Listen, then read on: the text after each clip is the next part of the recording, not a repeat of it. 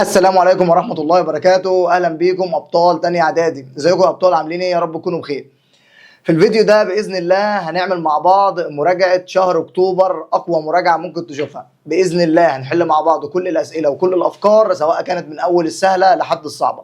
طبعا إحنا عارفين إن بداية امتحانات شهر أكتوبر هتكون يوم 26، وفي بعض المدارس هتكون يوم 25. فبإذن الله هنعمل مع بعض المراجعة على الوحدة الأولى لحد المفروض أنت عندك الامتحان لحد نص الدرس الثالث. فباذن الله هنحل مع بعض شويه اسئله، والاسئله دي كفيله انها تراجع لك على اول درسين ونص. فركز معايا بقى في كل فكره وفي كل تركه، لان الكلام اللي انا هقوله مهم جدا. اللهم علمنا ما ينفعنا وانفعنا بما علمتنا وزدنا بك علما. اللهم بارك لنا في وقتنا، اللهم وفقنا. بسم الله، يلا بينا يا بطل نبدا مع بعض في اهم اسئله واهم مراجعه.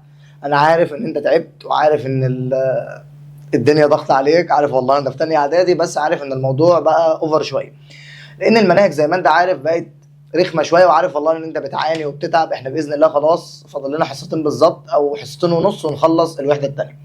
فانا عارف ان انت تعبت، وعارف ان انت خلاص الامتحانات بقت تقيله وجايين كلهم ورا بعض وانت في ضغط. والله العظيم كلنا بنمر بنفس الظروف، وكلنا بنمر بنفس الحاجات اللي عندك دي. فاحنا هدفنا من كل ده ان احنا نطلع ونسعى ونعمل اللي علينا، ونطلع ان احنا راضيين ومريحين ضميرنا، اللي هو يا رب انا بعمل اللي عليا، يا رب انا بسعى وبعمل اللي عليا، عشان لما يطلع النتيجه اكون انا راضي، اكون انا قايل الحمد لله يا رب انا عملت اللي عليا، انا ما قصرتش في حاجه، انا يعلم ربنا ان انا شغال وبعمل اللي عليا وبذاكر وبمتحن. فانت طول التعب اللي انت بتتعبه ده باذن الله ربنا هيوفقك في اخر السنه. واحنا بنتعب وبنعمل اللي علينا، في ناس كتير قوي نايمه ومش بتذاكر، وفي ناس كتير قوي بتذاكر اللي هو اي حاجه وخلاص، اللي هو بيحفظ وخلاص. احنا بنفهم وبنحفظ وبنطبق وبنحل اسئله المستويات العليا باذن الله، احنا مش سايبين اي حاجه، ده بفضل من ربنا وتوفيقه. بنحل معاك كل حاجه وبنحل معاك كل التريكات وكل الافكار. فيا ريت انت تلتزم، ولو وعدك والله لو ركزت في اللي انا بقوله، في سواء كان شرح، سواء كان اسئله، سواء كان اي حاجه، اوعدك وعد ان انت باذن الله هتخش امتحان العلوم تقول لي يا مستر الامتحان جه اسهل مما كنت متوقع. وعد قدام ربنا باذن الله. يلا بينا نبدا المراجعه مع بعض. يلا كوبايه الشاي بتاعتك او كوبايه القهوه وصحصح لي كده وفوق لي، لان احنا الاسئله اللي احنا هنقولها دي انا مجمع لك فيها مراجعه الوحده الاولى. فركز وسمي الله. بسم الله. نبدا مع بعض كده باول سؤال عندنا. بص يا بطل، قال لي احنا ولما نيجي نراجع الاسئله يا شباب، الجزء اللي انا هراجعه هقوم رايح بقى شارح لك الحته بتاعته، بحيث ان انا كل سؤال نستفيد منه بايه؟ نستفيد منه بالجزئيه بتاعته. مراجعه شهر اكتوبر. بيقول لي هنا اختر الاجابه الصحيحه. اي مما يلي يعبر عن النحاس. طيب ثواني يا مستر، هو يا مستر النحاس ده عباره عن ايه؟ قال لي يا مستر النحاس ده هو عباره عن ماده صلبه. كلنا عارفين ان النحاس عباره عن ماده صلبه، دي حاجه كلنا متفقين عليها. نجيب قلم اسود عشان يبقى الايه كلام واضح اكتر. عارفين يا مستر ان النحاس ماده صلبه، وانا عارف يا مستر ان الماده الصلبه هي ماده المسافات البينيه بتاعتها بتكون صغيره، وكمان يا مستر قوه التجاذب او الترابط بتكون كبيره. على بقى نشوف الاختيارات. بيقول لي الف، تهتز جزيئاته في موضعها. ماشي صح، احنا عايزين نستبعد. فقال لي تهتز جزيئاته في موضعها، صح. وتنتقل، ركز بقى، بص، الحراره خلاله بالاشعاع. ثواني يا مستر، هو مش النحاس ده ماده صلبه؟ السؤال لحد هنا يا مستر اجابته صح، بس هو بيقول لك يا مستر بتنتقل الحراره خلاله بالاشعاع. ازاي يا مستر؟ ده ماده صلبه. عارفين ان الماده الصلبه بتنتقل الحراره خلالها بايه يا رجاله؟ بالتوصيل. يبقى يا مستر الاجابه دي هنستبعدها لانها اجابه غلط، لان هو بيقول لي وتنتقل الحراره خلاله بالاشعاع. انا عارف ان هو بتنتقل الحراره خلاله بالتوصيل. الجزء ده طبعا مش هيجي لك في امتحان الشهر، بس الجزئيه دي مهمه، سؤال لفت انتباهي ومهم. بس انت عندك لحد نص الدرس الثالث، تمام؟ يبقى احنا عرفنا. بص لو واحد بقى بيجي يقرا السؤال قال لك تهتز جزيئاته في موضعها وتنتقل الحراره خلاله بالاشعاع، لو ساب لك الجمله الاخيره اللي هي تنتقل خلاله الحراره بالاشعاع هيقول لك تهتز جزيئاته في موضعها، صح. دي بقى الناس اللي بتغلط. انا بفضل ان انت اقرا السؤال لحد الاخر، بلاش نقرا اول كلمتين ونجري، الله يرضى عنكم. الاختيار الثاني بيقول لي بتتحرك جزيئاته. ثواني يا معلم، قبل ما تكمل الاجابه دي غلط. طب ليه يا مستر؟ ما هو بيقول لك بتتحرك جزيئاته حركه محدوده. هو اصلا جزيئاته بتتحرك؟ ما بتتحركش، هو بتهتز الجزيئات بتاعته في موضعها. طيب الاختيار الثالث، بتهتز جزيئاته في موضعها، صح. كمل. وتنتقل الحراره خلاله بالتوصيل. ايوه يا مستر الاجابه الصح، صح. كمل برضه، لازم تقرا للاخر. تهتز جزيئاته في موضعها، صح، تمام. وتنتقل الحراره خلاله عن طريق تيارات الحمل. يا راجل ده تيارات الحمل دي بتبقى في المواع، وايه؟ بتبقى في المواع اللي هي السوائل والغازات. صعبة صعبة. تعالى بقى نراجع كده على حتة مهمة اللي هي بتاعة المادة الصلبة والمادة السائلة والمادة الغازية. بص يا معلم، قال لي احنا اتفقنا ان احنا عندنا المادة الصلبة والسائلة والغازية. تعالى كده نراجع على الشكل بتاعها، عشان بما اننا قلنا فكرة السؤال، تعالى نشوف الفكرة دي. فقال لي يا مستر المادة الصلبة بتترسم بالمنظر ده اهو، اللي هو يا مستر مفيش مسافات بينية بينها خالص، المسافات البينية مالها صغيرة. انما يا مستر المادة السائلة لا، بيكون في بينها ايه؟ بيكون في بينها يا مستر شوية مسافات بينية بالمنظر ده. انما يا مستر المادة الغازية لا، ده بيكونش في بينها مسافات بينية، بتكون كبيرة قوي يا مستر. شايف المسافات البينية قد ايه؟ يبقى دي المادة الصلبة والمادة السائلة والمادة الغازية. قلنا ان المادة السائلة والمادة الغازية بنحطهم تحت تصنيف اسمه ايه؟ الله ينور عليكم، الموائع يا مستر. يعني ايه موائع؟ قال لك هي مواد قابلة للانسياب، راجع معايا كل كلمة، وتأخذ شكل الإناء ماله الحاوي. يعني يا مستر مواد بتاخد شكل الإناء اللي هي فيه، يعني انت مهما حطيتها في أي إناء بتاخد نفس الشكل بتاع الإناء. لو انت عايز تسمع الشرح بتاع الحته دي، يا ريت الفيديوهات بتاعتك موجوده على المنصه، سواء انت طالب منصه او سواء انت طالب يوتيوب. الفيديوهات برضه بتاعت الوحده الاولى موجوده على اليوتيوب، بس طلبه المنصه ليهم متابعه وليهم نظام غير اليوتيوب. فلو انت من طلاب المنصه عايز تتفرج على الجزء ده في حاجه واقعه منك، يا ريت تروح تتفرج عليه على المنصه. تمام، اتفرج على اي حاجه بقى. انا هنا مش بشرح، انا هنا براجع لك على اهم الاسئله واهم الافكار. احنا هنا جايين نراجع، فانت لو في حاجه مش فاهمها انا مش هشرح، انا براجع. فانت روح للفيديوهات الثانيه واتفرج. نكمل.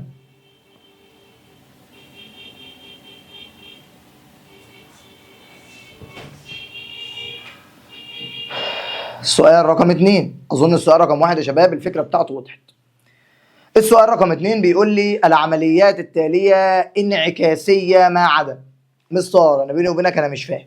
بص يا معلم، اولا كلمه عمليات انعكاسيه يعني عكس بعض، اهو بدأنا اللبخه في الكلام.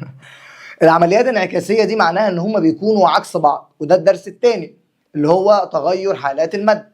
قال لي تعالى نشوف اول حاجه التسامي والتساقط. اولا يا مستر التسامي هو تحول الماده من الحاله الصلبه الى الحاله السائله دون المرور تحول الماده، انا اسف، من الحاله الصلبه الى الحاله الغازيه دون المرور بالحاله السائله. وانما التساقط يا مستر ان انا بحول الماده من غاز لصلبه على طول، يبقى دول عكس بعض صح. فهو بيقول لك كل دول انعكاسي ما عدا، خلي بالك. قال لي يا مستر بعد كده الغليان. قال الغليان ان انا بحول الماده من الحاله السائله للحاله الغازيه. والتبخر يعتبر برضو شبه نفس التعريف. فدي يا مستر انا حاسس ان هما مش عكس بعض. نكمل. قال لي التجمد. التجمد هو تحول الماده منين يا مستر لفين؟ قال لي من سائل لحد صلب. والانصهار العكس، ان انا بحول من صلب لسائل، يبقى دول عكس بعض صح. د التبخر. قال لي يا مستر التبخر ان انا بحول الماده من الحاله السائله للحاله الغازيه. والتكثف قال لي بعد ما الغاز بيطلع بيقوم في الاخر متكثف وبينزل على هيئه ايه؟ على هيئه قطرات ميه. يبقى دول عكس بعض، يبقى الاجابه هتكون الغليان والتبخر، لان الاثنين يعتبروا نفس المعنى، ان انا عايز ابخر او اغلي الميه فتطلع على هيئه غاز، والاثنين دول نفس المعنى. وخدنا الفرق بينهم في درس رقم 2. يبقى دول الغليان والتبخر. تمام، خدنا الفرق بينهم وعرفنا الفرق ما بينهم. يبقى الغليان والتبخر في فرق ما بينهم، انما هما الاثنين نفس المعنى، هما الاثنين بيحولوا الماده من السائل للغاز. السؤال رقم 3، بتتشابه المادة الصلبة مع السائلة في ايه؟ ركز بقى في الحتة دي لأن السؤال ده مهم جدا جدا جدا، ولازم يجي لك واحد شبهه في الامتحان. بإذن الله المراجعة مش هتخرج من الأسئلة اللي احنا بنقولها دي، لأن احنا مجمعين كل الأفكار. فبيقول لي يا مستر بتتشابه المادة الصلبة مع السائلة في ايه؟ أولا المادة الصلبة والمادة السائلة، سؤال رخم يا مستر. تعرف يا مستر لو كان قال لي الماده الغازيه مع الماده السائله كنت اقول لك هما الاثنين بياخدوا شكل الاناء الحولي ومقابلين للانسياب. انما يا مستر هنا الصلبه والسائله. مستر انا مش عارف، طب ما تيجي نقرا الاختيارات مع بعض. اول حاجه حجمهما ثابت. الماده الصلبه يا مستر لما بحطها في اناء الحجم بتاعها بيفضل ثابت لما بنقلها من اناء للتاني. وبرضه يا مستر الماده السائله لما بنقلها من اناء للتاني الحجم بتاعها بيفضل ثابت. يعني انا لو كان عندي هنا لتر من الميه وجيت نقلته جوه اناء تاني هيفضل برضه يا مستر لتر من الميه. يبقى الاثنين يا مستر فعلا حجمهم ثابت، صح. طيب تاني حاجه، تاخذ شكل الاناء الحاوي ليها. لا يا مستر ثواني، الاجابه دي غلط، لان اللي بياخد شكل الاناء الحاوي ليها هي الماده الايه؟ السائله. اللي بياخد يا مستر شكل الاناء الحاوي ليها اللي هو الماده السائله. طيب يبقى كده دول مش تشابه، غير قابلين للانضغاط. تقول لي يا مستر صح، الماده السائله مش بتضغط، وبرده الماده الصلبه مش بتضغط، الماده الوحيده اللي بتضغط يا مستر هي الماده الغازيه. يبقى يا مستر فعلا هم غير قابلين للانضغاط. يبقى د الف وج معا الاجابه الصح. يبقى الاجابه الصح في السؤال ده الف وج معا. في واحد بقى يجي يقرا يقول لي حجمها ثابت، صح، يكمل يقول لي خلاص يا مستر الاجابه الف. بتوع كلكم فيها. فيقول لي يا مستر الماده الصلبه بتتشابه مع السائله ان هم الاثنين يا مستر حجمهم ثابت، فيقول لك خلاص هم حجمهم ثابت وخلاص ينقل على السؤال اللي بعده. يا راجل لو كملت هتلاقي ان ج برضه صح. يا ريت نلتزم ونقرا السؤال الاخر. النصيحه من المراجعه دي، اقرا السؤال الاخر. شايفك انا مش مركز، شايفك وهجيبك. بحبكم والله العظيم، دايما طلاب مستر عاطف بجد غير اي حد. باذن الله المراجعه مش هتخرج بره الافكار اللي احنا بنقولها. فيا مستر لازم اقرا الاسئله للاخر، اقرا السؤال للاخر، وكمان اقرا الاختيارات للاخر. جميل، نكمل. السؤال اللي جاي ده بقى جميل جدا جدا جدا، نركز. بيقول لي يا مستر عدد حالات المادة الشائعة. بص قال لك ايه؟ الشائعة. تعالى افهمك الفكرة بتاعت السؤال ده بكل بساطة.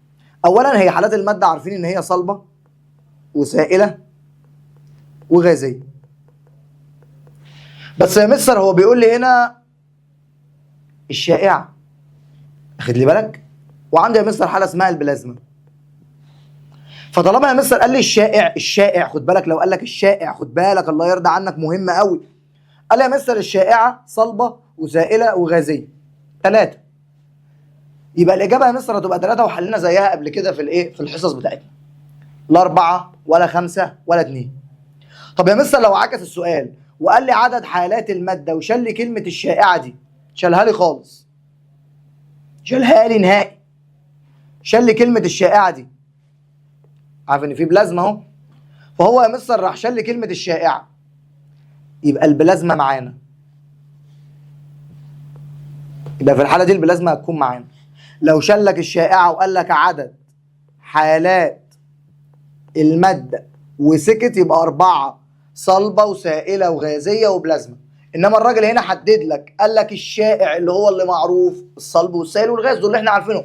حتى برضه افتكر لما انت في 6 ابتدائي خدت حالات المادة قال لك الصلب والسائل والغاز، هو راح قال لك البلازما؟ لا، انا يا مستر اول مرة اعرف البلازما دي في ثانية اعدادي. فهو البلازما مش شائعة قوي، الشائع هو الصلب والسائل والغاز. فالامتحان لو قال لك عدد حالات المادة الشائعة 3، انما لو قال لك عدد حالات المادة وقفل بقه شد بلاستر، خلاص يا مستر يبقى ايه؟ 4 صلب وسائل وغاز وبلازما. صعب. سؤال فكرته جميلة جدا. انا بحب اجيب الاسئلة اللي فيها تريكات. في اسئلة احنا حليناها سهلة، وفي اسئلة احنا حليناها فيها افكار وفيها تريكات. نكمل. السؤال اللي جاي ده بقى جميل جدا جدا. قبل ما نحله تعالى اديك نبذة بسيطة عن الكلام.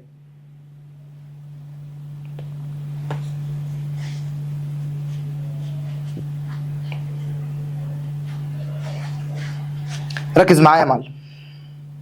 بص، اتفقنا ان احنا عندنا ان المادة الغازية المسافات البينية بتاعتها بتكون ايه؟ بتكون كبيرة، صح؟ بتكون كبيرة. جميل. فقال لك بقى المسافات البينية بتاعت المادة الغازية يا شباب لما كبيرة، ده عمل لي حاجة اسمها طاقة. فقال لي لما الغاز المسافات البينية بتاعته كبيرة كان بيتحرك حركة اسمها حركة ايه؟ حركة عشوائية، اللي احنا سميناها بالحركة البراونية، صح؟ اللي هي تبع روبرت براون. ما علينا. قال لي لما المادة الغازية المسافات البينية بتاعتها بتكون كبيرة بالمنظر ده، قال لك ده عمل ايه؟ قال لك تمتلك اكبر قدر من ايه؟ من الطاقة. قال لك ده خلاها ان هي تمتلك اكبر قدر من الطاقة، لان هي المسافات البينية بتاعتها كبيرة، فبتتحرك حركة عشوائية، فتلاقي عندها طاقة كبيرة، مهيبرة. عارف حد بيقول لك مهيبرة، لان هي عمالة تتحرك هنا وهنا، الحركة بتاعتها عشوائية، بتكون بالمنظر ده كده، عمالة تتحرك هنا وهنا وهنا، فالحركة بتاعتها عشوائية، فنتيجة الحركة العشوائية دي هي عندها طاقة كبيرة. تعال نرجع لسؤالنا. فهو هنا بقى بيقول لك اي المواد التاليه يمتلك اكبر قدر من الطاقه. سؤال جميل. قال لي يا مستر هو مين اللي بيمتلك اكبر قدر من الطاقه؟ الماده الغازيه. السؤال ده سؤال مستويات عليا وجميل. قال لي طيب هو الراجل هنا ما جابليش الماده الغازيه يا مستر، هو ايه الصعوبه دي؟ هو شويه في السؤال وشويه في الاختيارات. السؤال ده جميل جدا، بيشوف الطالب فاهم ولا لا، وانا والله شارحها في الحصه، فالناس اللي معانا باذن الله الاسئله دي هتحلها على طول. فاي المواد التاليه يا مستر بيمتلك اكبر قدر من الطاقه؟ خلاص يا مستر انت قلت لي اللي بيمتلك اكبر قدر من الطاقه هي الماده الغازيه. طب يا مستر هو ما جابليش في الاختيارات الماده الصلبه ولا السائله والغازيه؟ ما هو جايب لك امثله، ما هو بيصعب السؤال اكتر. الميه دي سائل، يبقى يا مستر غلط. الحديد ماده صلبه، يبقى غلط. النشادر، النشادر خدناها في الوحده الثانيه اللي هي غاز، يبقى يا مستر الاجابه ج صح. كمل. الزيت، لا يا مستر ده الزيت ده سائل، يبقى غلط. يبقى الاجابه هتكون النشادر، الرمز بتاعها NH3. الناس اللي بتحب يعني ايه المعلومات الزياده. صعب الصراحه يا مستر، بس الفكره في السؤال ان انا اتعلمت ان اكبر قدر من الطاقه هي الماده الغازيه، لان احنا عايزين المسافات البينيه بتاعتها كبيره. فايه حتى قال لك انتشارها ايه؟ لما جه كلمني عن الانتشار قال لك الانتشار بتاعها سريع. فالانتشار بتاعها لما كان سريع ليه؟ لان هي بتتحرك حركه عشوائيه بحريه، ايه قلنا؟ بحريه تامه. فالحركه بتاعتها الكتير اللي هي بتتحرك كتير ده خلاها عندها اكبر قدر من الطاقه. يبقى الاجابه هتكون النشادر. سؤال جميل جدا، يا ريت تستفيد منه. نكمل يا شباب. اتفقنا ان عند انضغاط الغاز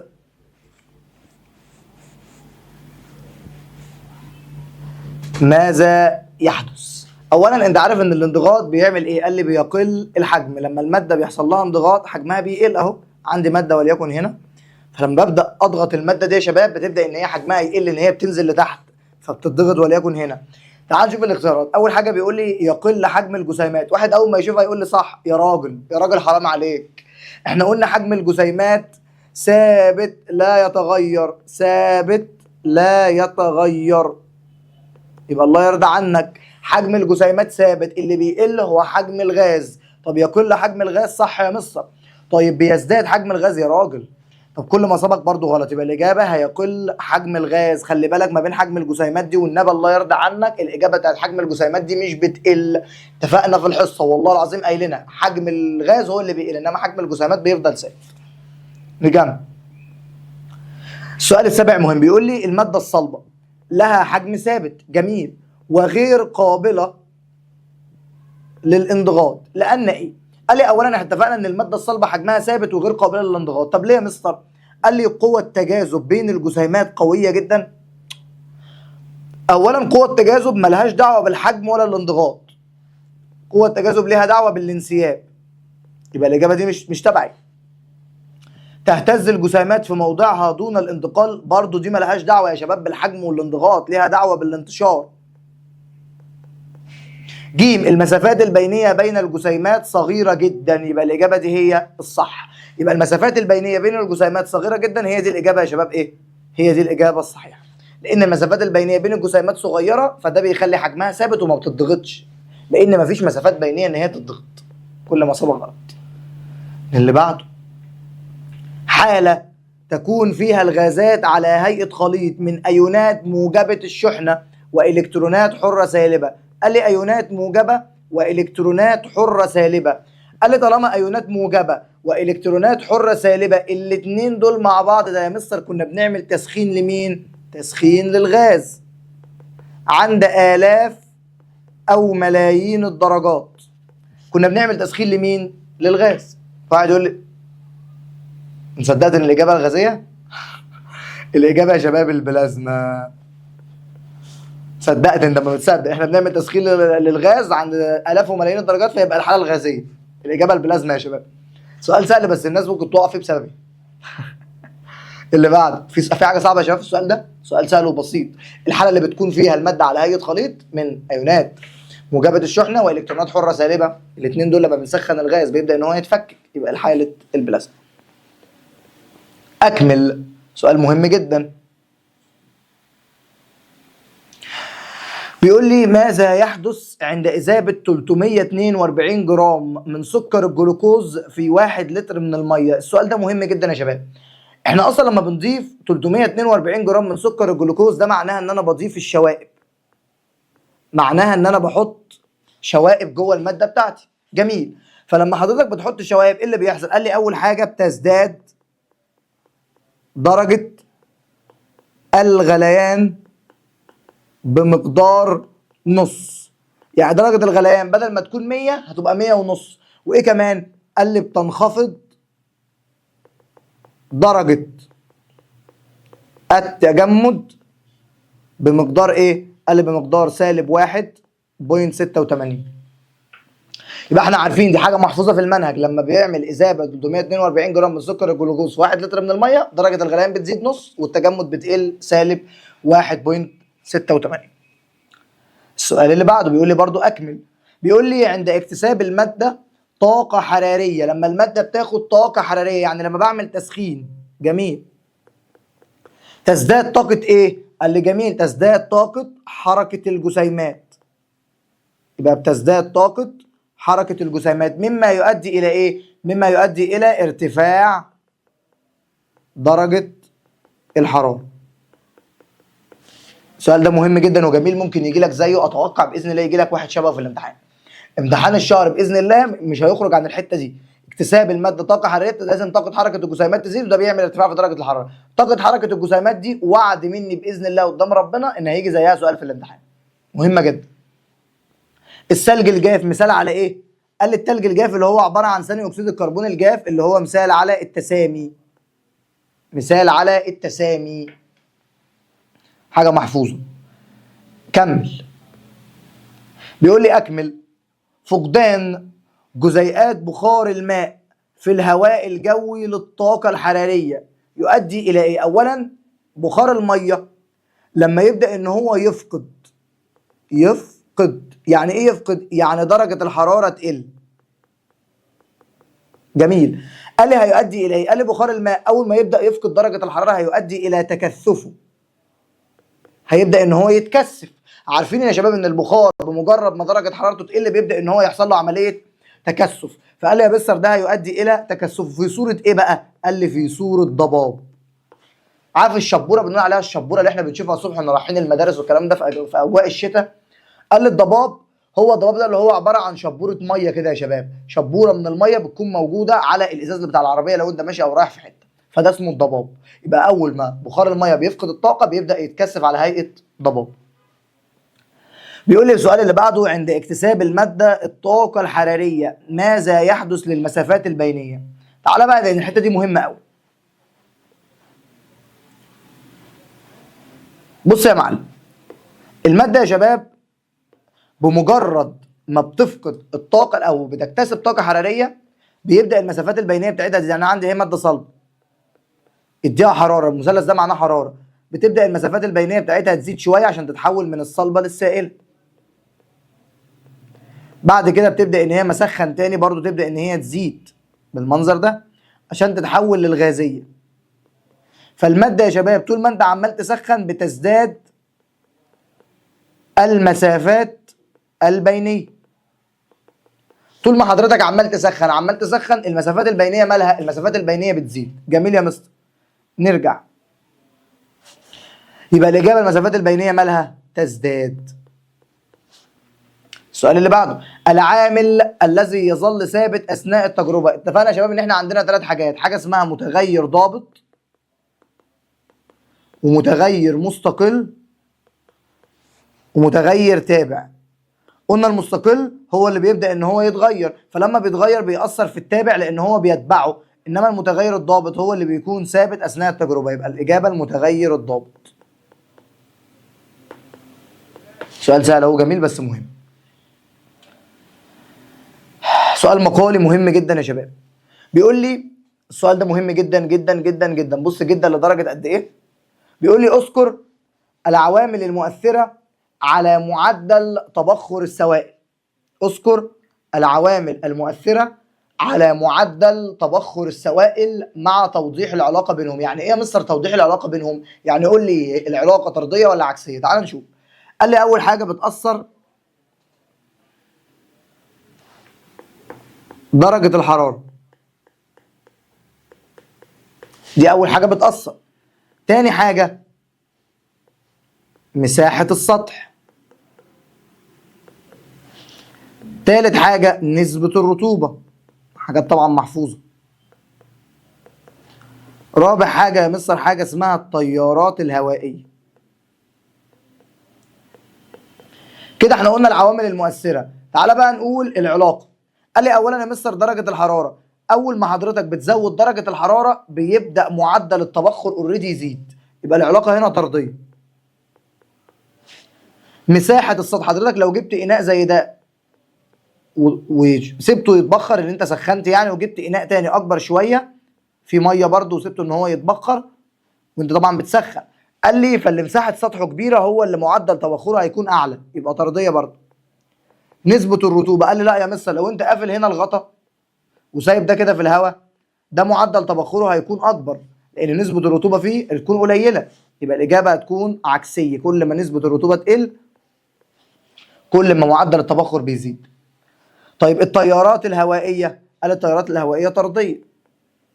تمام؟ لو حضرتك جايب هنا، حضرتك جايب كده اناء اهو فيه شويه ميه، فالميه بتبدا ان هي تتبخر وحضرتك بتسخن من تحت، وجبت هنا وليكن مروحه كده بالمنظر ده عماله تطلع في هواء، مروحه، المروحه دي عماله تطلع في هواء، فالهواء هيبدا ان هو يخلي البخار يبقى موجود بنسبه اكبر. يبقى يا شباب درجه الحراره طرديه، مساحه السطح طرديه، نسبه الرطوبه الوحيده اللي عكسيه، والتيارات الهوائيه طرديه. السؤال ده مهم جدا، هام جدا، ركز فيه. نكمل. بيقول لي هنا ما أهمية القدر الكاتم أو حلة الضغط؟ السؤال ده برضو متوقع جدا يجي سؤال شبهه لأنه ده يعتبر تطبيق تكنولوجيا على اللي احنا خدناه. فبيقول لي إيه هي أهمية القدر الكاتم أو حلة الضغط؟ بص يا أستاذ، القدر الكاتم أو حلة الضغط أصلا كان بيعتمد إن احنا بنزود البخار فبيبدأ الأكل يستوي، فأهميته طهي الطعام في زمن أقل. دي أول حاجة، ان انا بطهي الطعام بتاعي في زمن قليل، اللي هو يعني الاكل بتاعي بيستوي بسرعه. تمام؟ وايه كمان يا مستر؟ قال لك حاجه كمان، بيطهي الطعام في زمن اكله زمن اقل وبيوفر كميه الوقود، اللي هو كميه الغاز يعني اللي انت بتستخدم بيه يعني، او الوقود اللي انت بتسخن بيه، بيوفر الكميه بتاعته لانه بيسهل ايه من الاكل على طول، بيخليه يتعمل على طول. اكتب المصطلح العلمي. جميل جدا. مجموع طاقتي الوضع والحركه لجسيمات النظام. مهمه قوي قوي قوي. بص يا استاذي، انت اللي بقيت استاذي والله. بص يا معلم، بحبك، عارف ان انت تعبت، بس عاش عليك، انا معاك اهو والله، وانا كمان تعبت، بس عندنا حلم عايزين نحققه، ربنا يوفقنا يا حبيبي. قال لي يا مستر احنا عارفين ان الطاقه الداخليه للنظام بتساوي، قال لي بتساوي طاقه الوضع زائد طاقة الحركة. واتفقنا كمان ان طاقة الوضع لو زادت بتزود الطاقة الداخلية للنظام، طب طاقة الحركة لو زادت برضو بتزود الطاقة الداخلية للنظام، هي معتمدة عليهم هما الاثنين سواء كان طاقة وضع او طاقة حركة، فمجموع الطاقتين دول مع بعض بيديني الطاقة الداخلية لمين؟ بيديني الطاقة الداخلية للنظام. يبقى مجموع طاقتي الوضع والحركة لجسيمات النظام بيدوني ايه؟ بيدوني الطاقة الداخلية للنظام.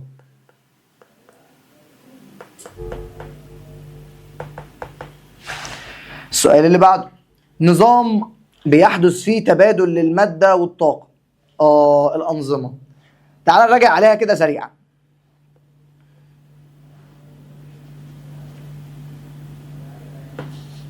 نراجع عليها يا شباب كده سريعا، مهمة جدا.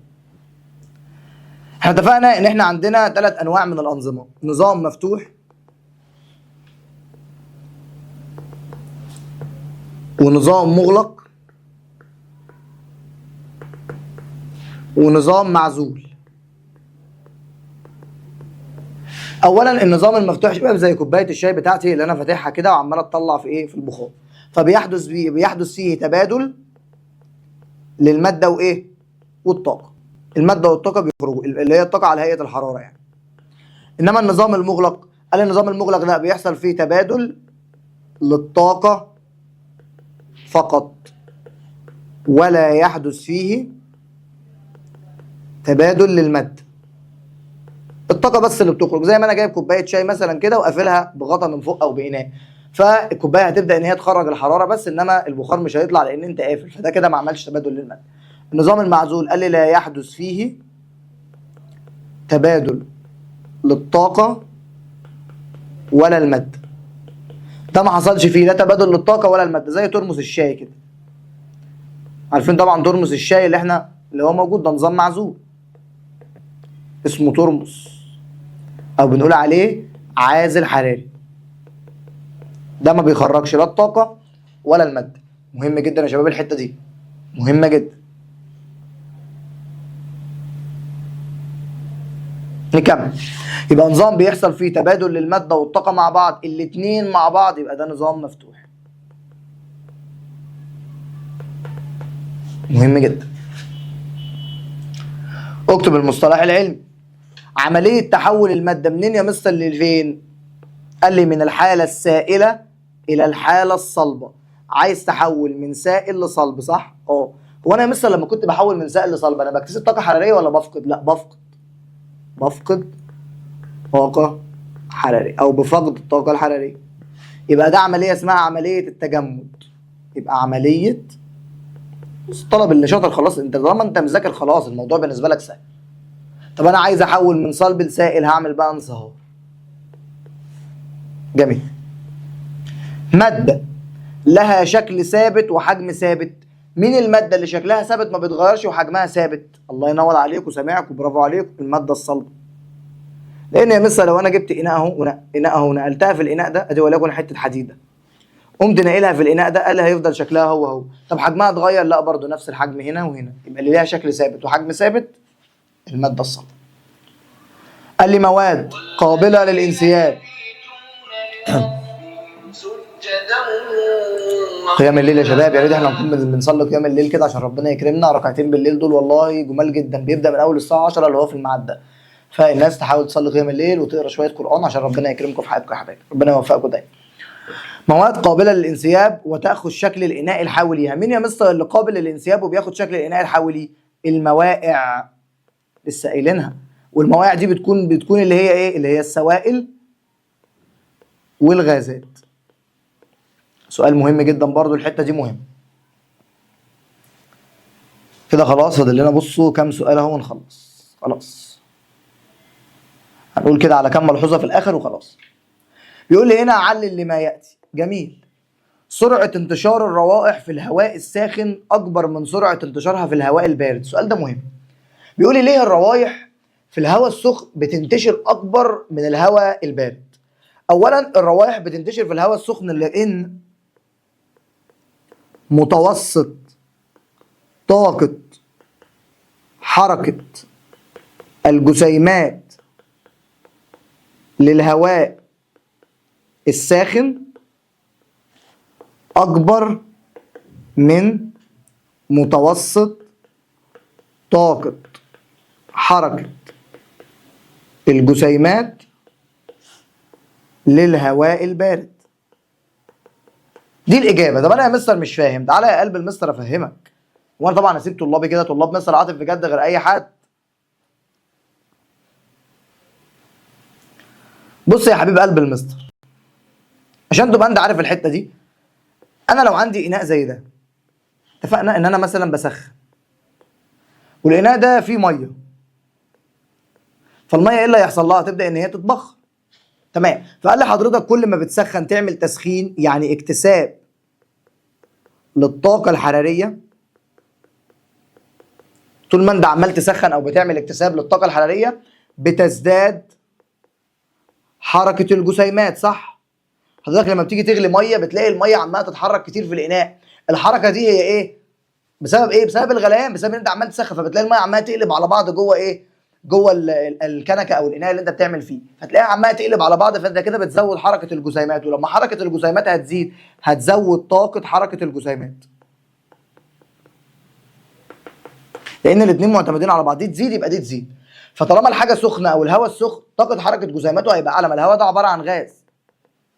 فاول ما الهواء السخن الروائح بتمشي فيه اسرع، بتنتشر اسرع، لان متوسط طاقه حركه جسيماته اكبر من الهواء البارد، وبالتالي الروائح فيه بتنتشر اكتر.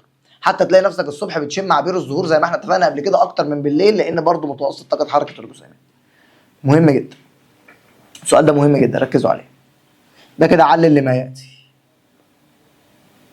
ضع علامه صح او خطا. الثلاث اسئله اللي في صح وغلط دول مهمين جدا جدا جدا، يا ريت تاخد بالك منهم وهنطلع بيهم بحاجه حلوه جدا. اول سؤال، هم واحد يقول لي يا مستر انت بتجيب اسئله صح وغلط، ده صح وغلط ده بيبقى سهل قوي. لا لا، الثلاث اسئله دول تنين مجنح، وهنطلع منهم بافكار مهمه جدا. اول حاجه بيقول لي ان درجه حراره النظام، خلينا بالاسود عشان ايه يبقى عامل اكتر. درجه حراره النظام ماشي، هي مقياس لطاقه حركه الجسيمات للنظام، صح؟ اجابه صحيحه. للاسف اجابتك غلط. طلبه كتير بتقع في النوع ده من الاسئله، وبالذات صح وغلط. انا لما بجيب صح وغلط في الامتحان العيال بتفرح، العيال كانت بتفرح في الاول لما انا بجيب صح وغلط، انما بعد كده اول ما اجيب صح وغلط بقوا يكرهوا حياتهم، لان انا بجيب صح وغلط بحط لك كلمه في النص تبوظ الاجابه. فهو ماشي بيقول لي طاقه حركه النظام، درجه حراره النظام هي مقياس لطاقه حركه الجسيمات. سامعك اللي جاوبتها، والله انا هديك بوسه لو انا قدامك. قال لي هي مقياس لمتوسط، لمتوسط يا بني ادم، يبقى الاجابه غلط. يبقى طاقه حركه الجسيمات هي مقياس لمتوسط طاقه حركه الجسيمات. شفت وقعت ازاي؟ يبقى درجه حراره النظام دي مقياس لطاقه؟ لا، اوعى والنبي الله يرضى عنك تغلط فيها. هي مقياس للمتوسط بتاع طاقه حركه الجسيمات، لان احنا قلنا طاقه الحركه بتاعت كل جسيم مختلفه عن التاني، فانا بجيب المتوسط. عامل زي واحد عمال ماشي على الطريق مثلا سايق عربيه، عشان تكون فهمت. واحد ماشي ليه مثلا، انا بجيب المتوسط افهمك. انا مثلا ماشي على الطريق بالعربيه بتاعتي، جميل. فانا وانا ماشي على الطريق مشيت مثلا بسرعه 50 كيلو متر في الساعه، بعدها بشويه مشيت بسرعه 80، بعدها بشويه مشيت بسرعه 40. فانا عمال اعمل ايه؟ بغير السرعه بتاعتي. فلما اجي في الاخر اقول له انت كنت ماشي بسرعه كام، هيقول لي بص احنا هنجيب المتوسط بتاع السرعه بتاعتي، مجموع السرعات، وهقسم على العدد بتاعهم، هيطلع لي السرعه المتوسطه اللي انا مشيت بيها. فهنا برضو نفس الكلام، واحد عمال طاقه حركه الجسيمات مختلفه، هل كل جسيم نفس الطاقه اللي الجسيم اللي جنبه؟ لا اكيد طبعا لا، كل الجسيمات مختلفه. فانا لما بقول لك درجه الحراره بتاعت النظام كام، هتقول لي بص هو كل جسيم ليه طاقه مختلفه عن التاني، فاكيد كلهم مش زي بعض، فانا هجيب لك المتوسط بتاع الطاقه بتاعتهم وهطلع لك منه درجه حراره النظام. يبقى درجه حراره النظام هو المتوسط، لان كلهم مش زي بعض، فما ينفعش اقول لك درجه الحراره كذا اشوف ده طاقته كام وده طاقته كام واقول لك درجه الحراره كذا. لا، لازم اشوف المتوسط، لان كل واحد فيهم درجه حرارته مختلفه عن التاني.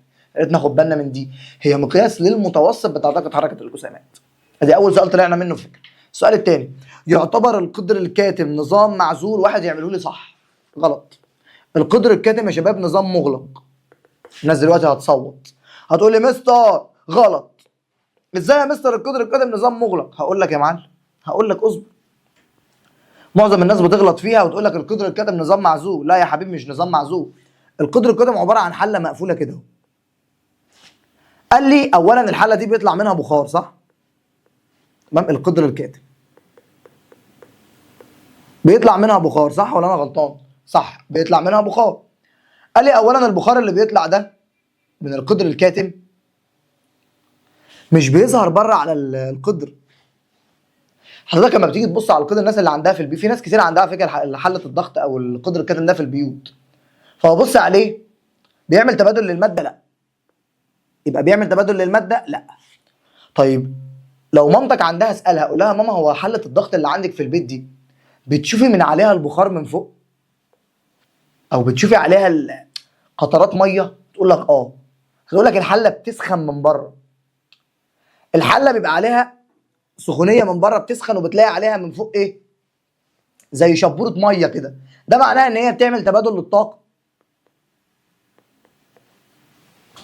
لان هي بتسخن من بره ويبقى الاناء سخن، فبتعمل تبادل للطاقه، بتخرج على هيئه حراره. فطالما عملت تبادل للطاقه وما عملتش للماده، يبقى ده نظام مغلق. ده عكس الترمس. ترمس الشاي لو مسكته بعد ما تحط فيه الميه السخنه وقفلته ومسكته مش هتحس باي حاجه، ولا كانك اصلا عامل حاجه، ولا كانك حاطط فيه حاجه. جرب. انما دي لا، لو لمستها هتتلسع، لان هي بتعمل تبادل للطاقه. انما الترمس بتاع الشاي ده نظام معزول، صح؟ لان انت لو جيت مسكته من بره بعد ما تفضي فيه كوبايه الشاي او تفضي فيه الشاي او النسكافيه او اي مشروب انت عامله لنفسك، هتلاقيه ماله مش سخن ولا كانك حاطط فيه حاجه اصلا. فبالتالي هو مش بيعمل تبادل لا للطاقه ولا للماده. يبقى الاجابه القدر الكاتم نظام مغلق. السؤال ده مهم جدا، يا ريت تاخد بالك. السؤال ده برضه هيوقع ناس. البلازما هي خليط من ذرات موجبه الشحنه والكترونات حره سالبه. غلط يا مستر. غلط ليه؟ عشان دي. قال لي يا مستر هو خليط من ذرات. لا، هو خليط من ايه؟ قال لي هو مش خليط من ذرات، هو خليط من ايونات موجبه الشحنه.